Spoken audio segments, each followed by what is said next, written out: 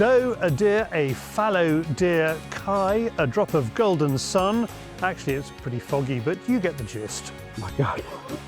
I am at a shoot in South Devon where I run into an old friend. Pigeons, that's all it's about. Terry's All the Gear looks at Pixfra affordable thermal, David is on the new stump, and James has the last in the series of hunting YouTube. Welcome to Fieldsports Britain.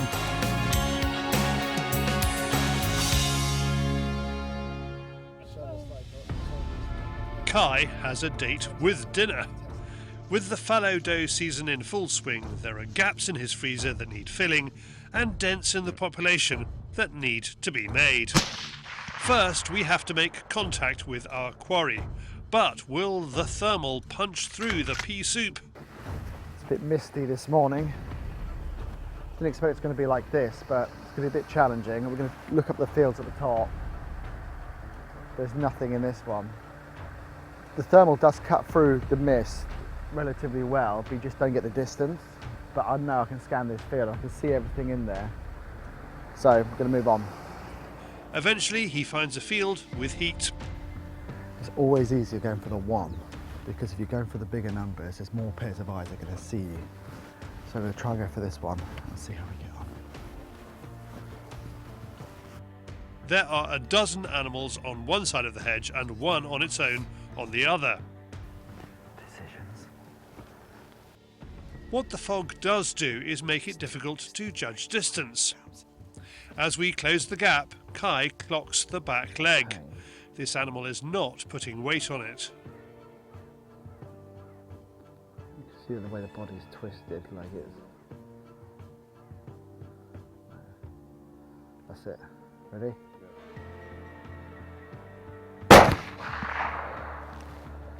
Cai takes his chance. It's hit and stands. He's not happy, so follows up with another.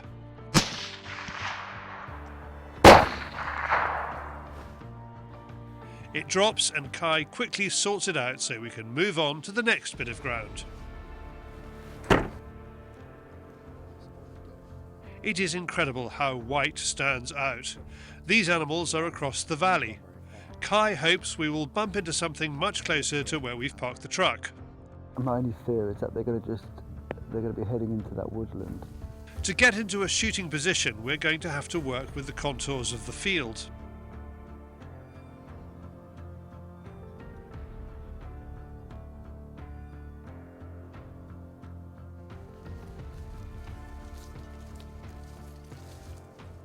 The challenge is going to be trying to get a presenting shot, because he's down in a dip, but we need to try and get above him somehow. I think it's a safe shot, presenting shot.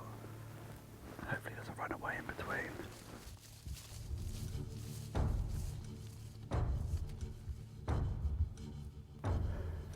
Backstop. There's a chance of a shot, but Cai has no backstop. We think it's all over. Curiosity keeps a few in play. Cai takes his chance.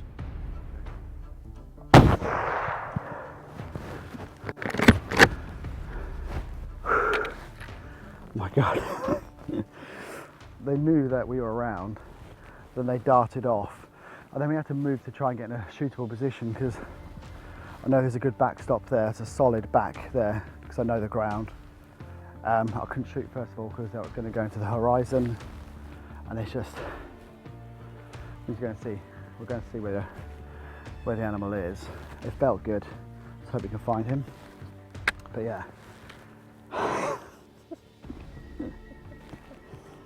Challenging morning. Yeah. The shot is higher than he would have liked, but the 30-06 did the job. It's quite a long shot, and it's a bit of a last shot before it's going to dart into the woods. But it's, as you can see, it's here, so literally, I wouldn't be surprised if I clipped the top of the lung with that one anyway. But a really good one to take, good condition as well. Like I said, excellent eating. On closer inspection, the round had passed through the lungs. So gone through the lung there, actually straight through it. So you thought it was high, but you actually clipped the lung. Yeah, you can see where I've clipped the lung here. Got more of those. See the bruising around it. Kind of clogs the machine up a little bit. Now, Cai spends a lot of time on his knees, which is why he's very happy testing the Game Pro Lite jacket and trousers from DeerHunter. The boy has a few war wounds and is enjoying some extra padding. So this is the Game Pro Lite jacket and the Game Pro Lite trousers. Years of playing American football and rugby, my right knee is shot in places, and that padding when I'm on the ground, kneeling or just spotting, I've noticed it makes a big difference for me. But mainly it's just comfort, it's just really comfortable as well. For more information about the DeerHunter range, go to deerhunter.eu, and to sample what Cai and his company Game in Flames can do with venison, check out gameinflames.com. Thank you, Cai. And if you want to know more about his kit, there is a full piece on our Fieldtester channel, link below. Now, field sports competitions. Apparently the odds of getting hit by a meteor is 1 in 700,000. 700,000.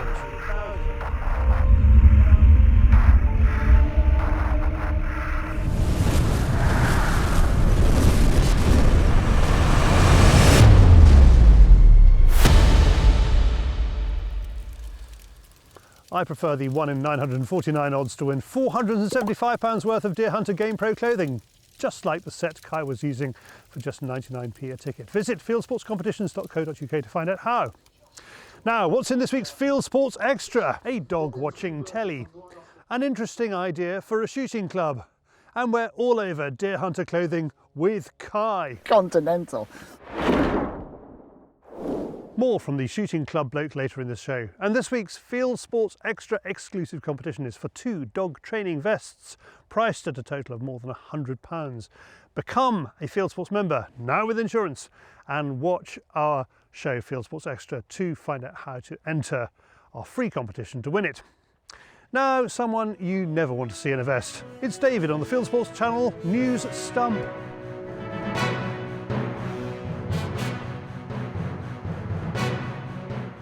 This is Fieldsports Channel News.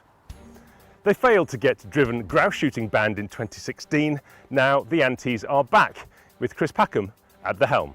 The BBC TV presenter has launched a petition aimed at forcing the government to ban it through his group Wild Justice. 2 previous attempts at forcing Parliament to issue a ban failed, and the new petition contains identical wording to one of the previous documents. It claims managing moorland for driven grouse is an abhorrently destructive practice. Both the Countryside Alliance and Basque say the petition ignores facts about the environmental and economic benefits of moorland management for grouse shooting. Basque asked that MPs in the new government see past the rhetoric, examine scientific research and reject the petition, which currently has 17,000 signatures.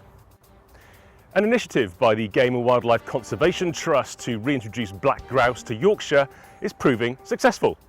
These pictures show the GWCT in action, working to move grouse from North Yorkshire to the North York Moors to help them find better habitat and increase the population of these extraordinary looking birds. The project has already seen several males relocated and 7 female grouse have nested, 3 of which produced chicks earlier this year. So we've had some good fun this week, out at nights. Makes a change for me to get out the office and join the team in the field. Particularly grateful to all the keepers on the estates. Without their help, you know, that local knowledge is so important. Tracking the birds, being able to hone in quickly in the evenings so that we're not out all night, and getting those birds moved down to the new sites quickly in the evening. Scotland's wildlife management landscape has changed this week with a ban on snares to control predators.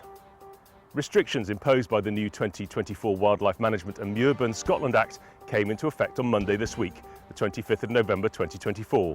They include a ban on the use of humane cable restraints used by gamekeepers to control predators and safeguard nesting birds. The use of Larsen-style traps to help control predators can now only be carried out under special licence too. The Act has already banned grouse shooting in Scotland unless the grouse moor has a licence from the Nature Scot government agency. The League Against Cruel Sports looks like it supports hunting with hounds.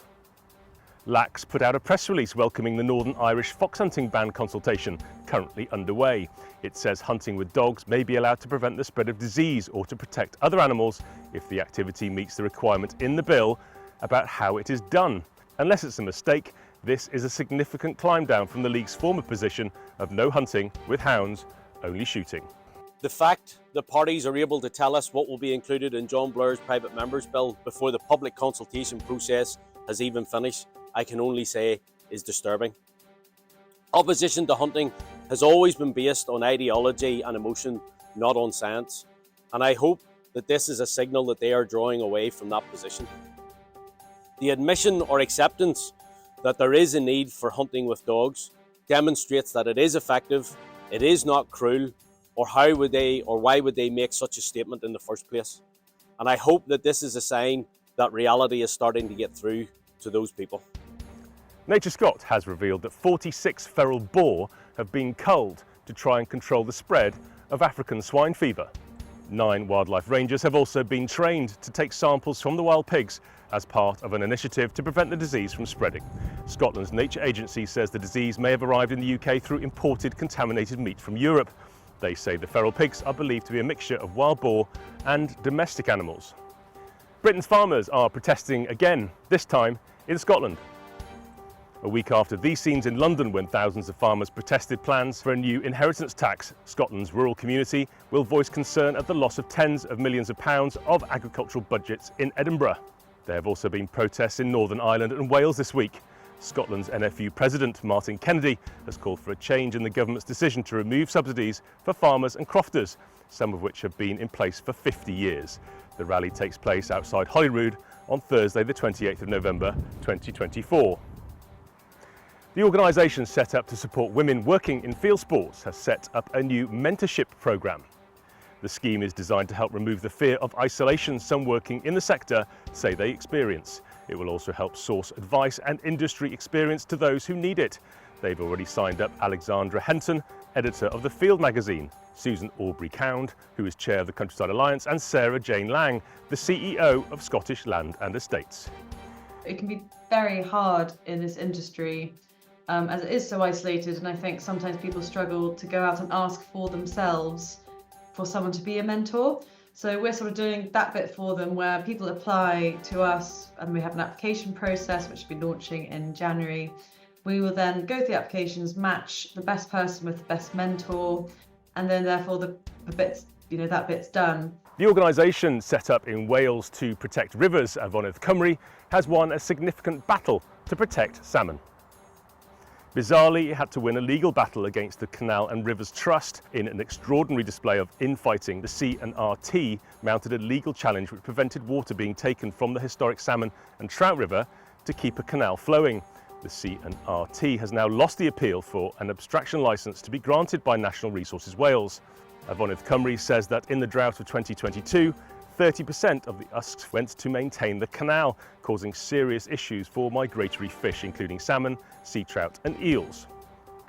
And finally, they're using artificial intelligence for everything these days, but now it could help save the red squirrel. Some clever software developed by a company in Northern Ireland can tell a red squirrel from a grey. You can see all the little identifying tags popping up on this clip from a camera which filmed both reds and greys on feeders. It can even tell the difference between a whisker on a red compared to a grey, and is currently 97% accurate. The kit, called Squirrel Agent, sends messages to conservation groups to allow them to trap invasive greys, or even deliver contraception to slow population growth. And when we initially came up with the idea, people were laughing at us. I mean, it was like, where's the money in squirrels? And to be honest, we don't receive any money and stuff, so it's more of a passion project. But that's what we've seen. We've seen that this species is native to the UK. There used to be over 3.5 million of them. Now there's less than 300,000. And, there's something that we can do about it. And I couldn't turn my back on it, it was something that I had to step in and help. I mean, if the technology's there, it's something we should be coming together as a community to deliver. Maybe one day AI will replace Charlie. Never. You are now up to date with Fieldsports Channel News. Stalking the stories, fishing for facts.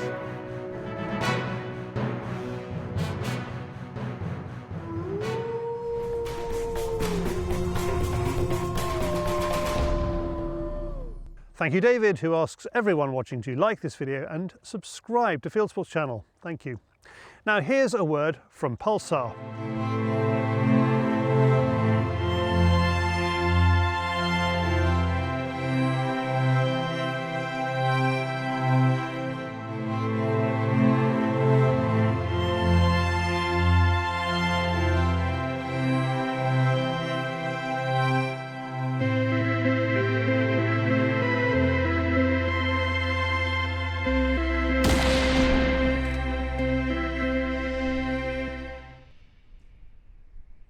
Next, a lovely shoot day by the seaside. I am off to the Carswell Coastal Shoot in Devon.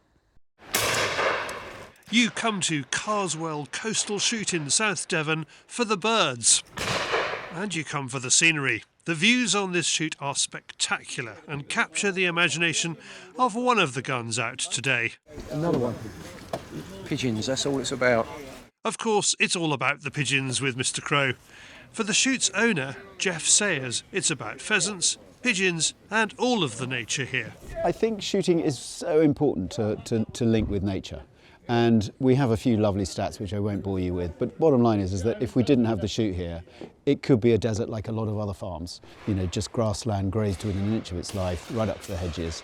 And we focus on trying to have the balance between a successful dairy farm, which we are, organic dairy farm, and also having a conservation element to it. And the shoot provides the impetus for that. And I'm not saying to people come shooting because of conservation, but I think people need to know that when they do come shooting, they are really aiding the conservation side of things. Each year we have, let's say, 20 days shooting, 10 guns a day. So, you know, you're looking at a couple of hundred people having a really lovely day. And then the beaters will be doing 25 of them, let's say, every day. So times 20, that's 500. Somewhere up towards 1,000 days of entertainment, if you want to call it that, out in the fresh air, which is all good for us. So for me, the whole thing links together in terms of conservation, having a nice time, eating good food, being with nice people, and then the sport, of course, which we should be very proud of. One of Carswell's significant successes is conservation of the searle bunting. You may have seen our film showing how the RSPB gets an enormous amount of taxpayers' cash for its efforts with the searle bunting. The shoot does the work for free and it gets results. We had a survey done in 2017 and we were quite pleased because we had 2 or 3 pairs. Now we've got more than 15 pairs over our little stretch of countryside. They're doing really well down in Teignmouth, they're doing well here, we've moved them to the Lizard as well with the RSPB, and I think it's been a great success story because we focused on giving them hedges which then provide them the cover to be able to then forage on the overwintered stubbles where there's some grain left. Of course, we feed our birds, which helps. We also feed throughout the winter a mix of very small seeds, which the searle buntings like. So searle buntings are benefiting, as all the other finches, and it's great to see. Andy is here with Rob Speed from the Fieldsports with Speed channel. What does Andy think of the shoot? I put it to him that the West Country, where I live, has the finest birds in the UK. I was surprised, yeah. This last drive we just done, we come from the top of the hill where there was snow. We've walked all the way down here onto a track, and I said to Speedy, if anything comes out of here and they come from the top of that bank, they're going to be something else. And was I right? It was special, like especially further down the line. Those birds, we got a bit nervous, didn't we? He was getting worried. I got really worried, and they was coming off the top of there. But no, and the thing is here that it's a little friendly shoot. They don't put thousands of birds down. I think if they did, they'd spoil it. But the atmosphere is unbelievable, and this is a big word. The topography is really good. I heard that word earlier, so I thought I'd use it. You like that, didn't you, Rob? I did get my dictionary out earlier. Yeah, he asked me what the word meant, and I just said to him, topography is a really good word to use today. See if we can, and I thought I'd just chuck it in. Carswell shows how friendly shooting, like friendly farming, is a way to produce great days for guns and for nature. Some people would look at, for example, some of the fields which aren't necessarily properly farmed, and they say, gosh, you could have X number of sheep here or X number of cows there. So I think there's a little bit of leaving, I don't want to call it rewilding, but leaving fields to nature. So for example, we'll have some fields that we just won't go near between about March and September. So those fields will be left. And that bank of grass is then useful to have in September, or indeed in February, because it's a useful supply of nutrients. But we're quite conscious of the fact that you need to make sure that the land has a rest and we don't graze everything the whole time. In terms of where I am on the cover crops, I would say if we had the world's leading experts on cover crops come here, they may say, well, you could be doing this or you could be doing that, and I'm sure we could. But by not ploughing too often, just little small patches, we're providing a variety of habitat. We use a guy who's a terrific guy. He actually used to work for the RSPB, called Robbie Phillips, and he's really helped us because he is a genius with birds. And a combination of him working closely with Dave, the gamekeeper here, we're doing our bit, I think, I hope. We got wet, cold, But now look at it. It's practically tropical. It's beautiful. Yeah, it is beautiful. Right, grab my kit, we're going to the next drive. Oh, you shooting? For more about Carswell Coastal Shoot, you can find its page on Guns on Pegs. That link and others in the description below. Thanks all who took part in that. And if you have spotted rare wildlife on a shoot this season, let us know in the comments below. Next, Terry Doe looks at Pixfra Thermal in all the gear.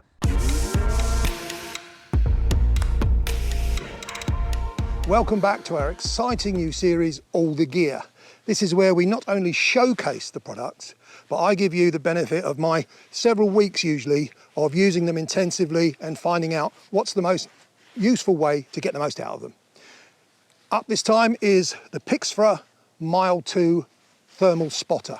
Now, a thermal spotter has to be the most useful hunting accessory I've discovered in the last 20 years. I don't go hunting without some sort of thermal spotter, and this does everything you need of one of these devices. You've got a magnification range from 1 to 8. You've got multi-palette pictures with white hot, red hot, sepia, all the ones you'll need, plus of course the recording function, which is stills and video. But there are two things. One is dead simple and even laughable that I'm going to tell you about this. But the first thing I'm going to give you is the best advice I can give you is don't rush out and buy one particular model of the Pixfra Mile 2. Don't do that. There are 9 of them in the range. And I believe they begin at just under 400 quid and they go up to around the grand or so. What you need to do, and I can't stress this too strongly, you need to consult the Thomas Jack's website or the Thomas Jack staff themselves. Study to see what each of those models offers you and your hunting. Don't just jump in. These things from the base model will do the job, but maybe there are a couple more models along that might give something that you particularly want. So don't jump in, study the list, study what's on offer, consult Thomas Jack's either via the website or personally, and make a very considered choice, and I think you'll be pretty satisfied. The second thing is so embarrassingly basic, but I've got to tell you so you don't look the idiot I did. You've got 3 basic controls on here: magnifying, palette, camera. What you don't see is an on-off switch, unless you look at the manual, because we're blokes, mostly, we don't. There's your on-off switch, right next to the logo, right there. I was on the verge of phoning Thomas Jackson saying, what on earth's going on here, what do we do? And it's just there, as you'll see if you consult the manual. But above all, as I keep saying, study the range before you make your choice. Thanks, Terry. Now from kit to the wider world of hunting and shooting on YouTube. James Marchington brings you the best hunting videos in hunting YouTube.